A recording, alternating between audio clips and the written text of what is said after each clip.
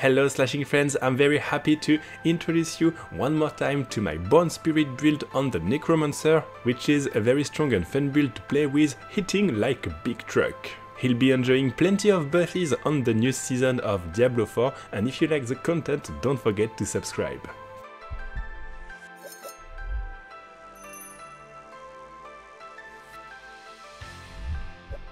I'll start with the skill, and you want to play Bone Splinters in order to generate a bit of spirit. Of course, Bone Spirit as our main skill. You'll also have Corpse Explosion in order to generate resources and also to get the buffs from the corpse, Corpse Tendrils in order to pack enemies, and Iron Maiden in order to get essences. Then the best in slot is Blood Mist because it will help you to easily pack your enemies. You can also consider the Bone Storm, but we won't play much around the ultimate. So you can play the Bone Storm if you wish, but Blood Mist will be a bit better. I remind you that Bone Spirit will empty your full pool of essence and deal damage with it. Before it was 3% of damage per spirit point, now it's 4%. You'll also get more essence when you hit an enemy with the Bone Spirit, with 30% of your maximum essence when you hit. So we'll have a very good combo, and also you'll see in the gear that we'll be playing around this mechanism. For the gear, we'll be playing two special uniques which are very good with this one, because first we have here damage reduction, physical damage, critical strike damage with bone skills, and maximum essence, which is perfect for this build. Even if we won't be using the unique aspect, it's still fine, you can use this helmet in order to enjoy the stats. Then we have this one which will boost the ranks of Bone Spirit, and it's quite cool. So when you start endgame you can play with this one, and after that you can also have a very good GG armor with 4 affixes, which will be a bit better than this one, but at the beginning of the endgame it will be perfect.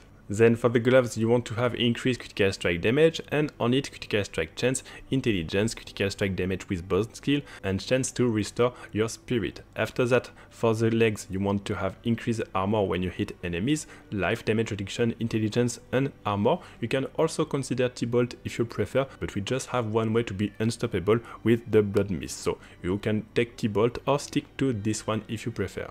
Then for the boots you want to have ranks of Bone Spirit, it's very important to have it, intelligence, movement speed, and dexterity. Also, when you do a critical strike, grant you some movement speed. We'll be playing a two-handed weapon. Before it granted you increased damage based on the travel of the Bone Spirit, and now you'll have increased critical strike chance but also maximum essence increase. So this one will be very good, of course, in the build. Keep in mind that if you have enough critical strike chance, you can also swap this aspect for this one in order to have more critical strike damage. Then you want to have this unique ring in order to trigger your corpse skill, and it will allow you to better pack enemies with the corpse tendril. For the other ring, make sure to get some critical strike chance, critical strike damage with bone skills, and physical damage. You'll want on it the new aspect, which will grant you some essence. As it's new, make sure to test it, but you can also choose, of course, an utility aspect if you prefer. Finally, for the amulet, you want bone skill damage, intelligence, ranks of macabre skills in order to boost the Bone Spirit, and defensive stats, for example, armor. You'd want on it increased critical strike chance and critical strike damage with corpse tendrils. For the gems, you want critical strike damage to crowd control enemies, maximum life, and armor, or diamonds if you need some resistances. To finish this gear part, you have two choices for the warriors. First one, increase critical strike chance, and if you have enough critical strike chance, you can also go for all resistances. Then you'll take maximum essence and increase critical strike damage. For the construct, you want to have increased damage for a short duration, increased duration, cooldown reduction on this skill, and the fact that you'll have also damage reduction.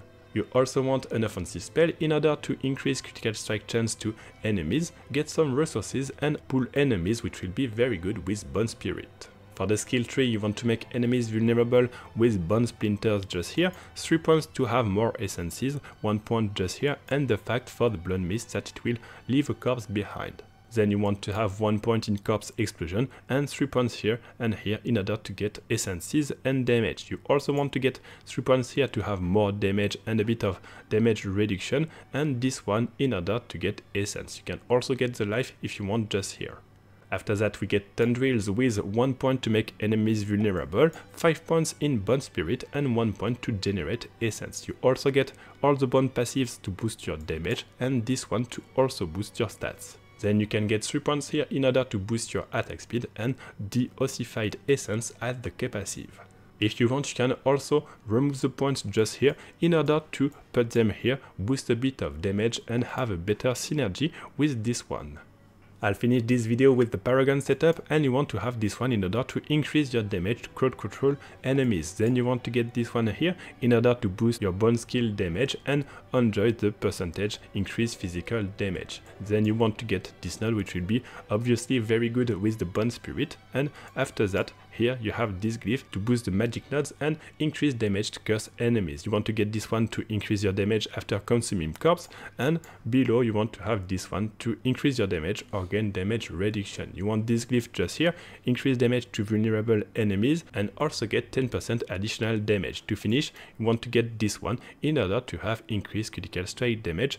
Even if the additional bonus is not very good, it will still be very interesting to have this boost of critical damage. I hope that you'll enjoy this build as much as I do. You can play it for sure in solo and will be even stronger if you are playing with a teammate.